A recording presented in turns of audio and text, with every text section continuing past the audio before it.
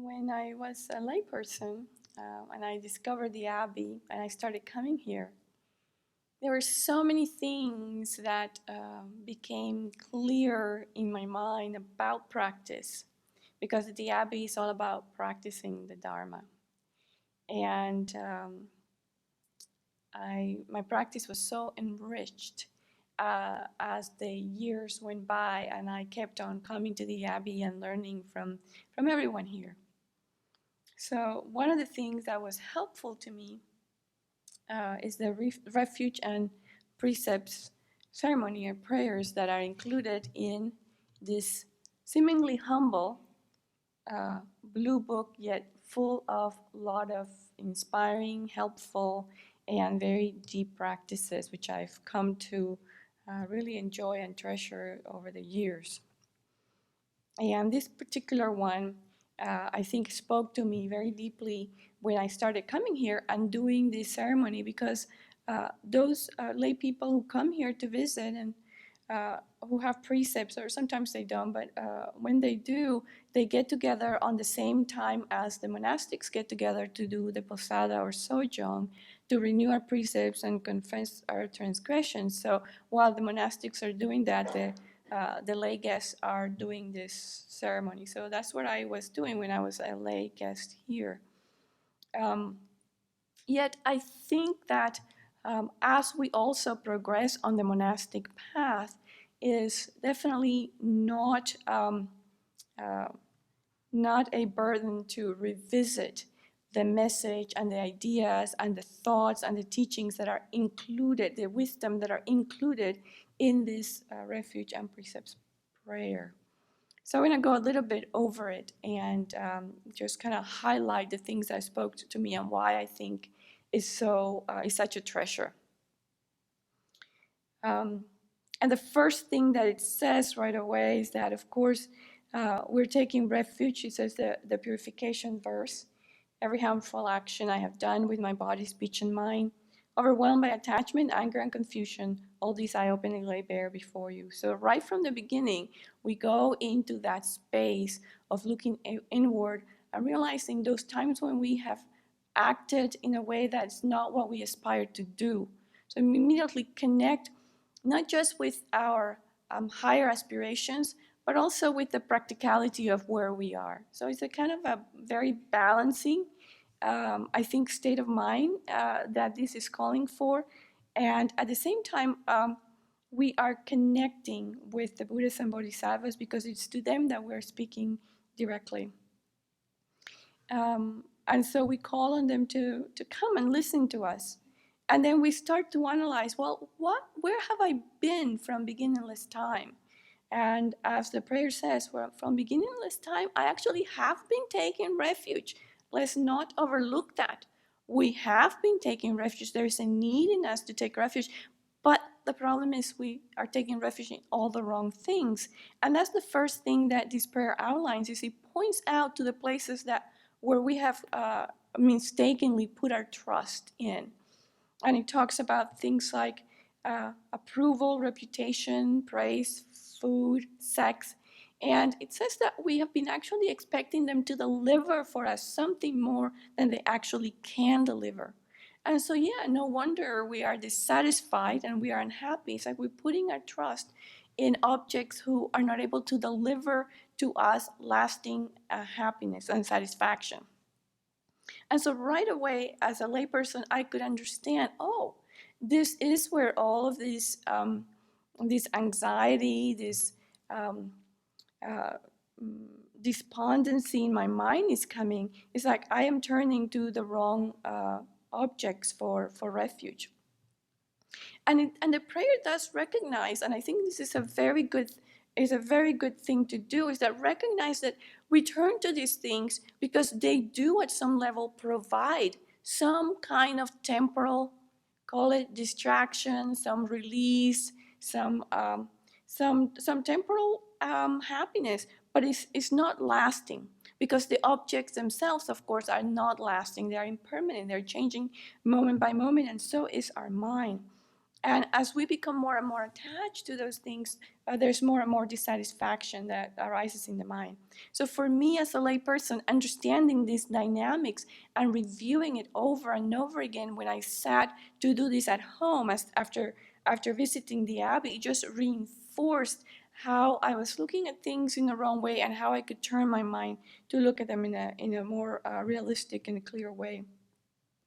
And so the prayer continues that seeing the faults of expecting more from these things, such as music, food, friends, relatives, sex, etc., that they are actually able to deliver, we now are turning our mind to a more stable source of refuge, one that can not only fulfill our spiritual needs, but it can help us be a lot less dependent on all of those external things that we've been turning to. And so, and why is that? Because the three jewels, the ones that we are going to be turning for refuge, have the ability to deliver us to a state, to guide us to a state where we can seize all of those undesirable experiences. And that's where the real and lasting happiness resides. And then it doesn't just leave us there.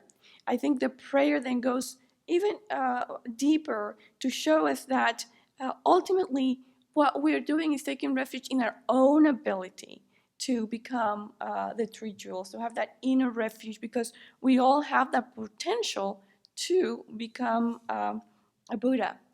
And so valuing, treasuring, and using that potential to progress on our spiritual path is what we are actually trying to do as we are seeking refuge.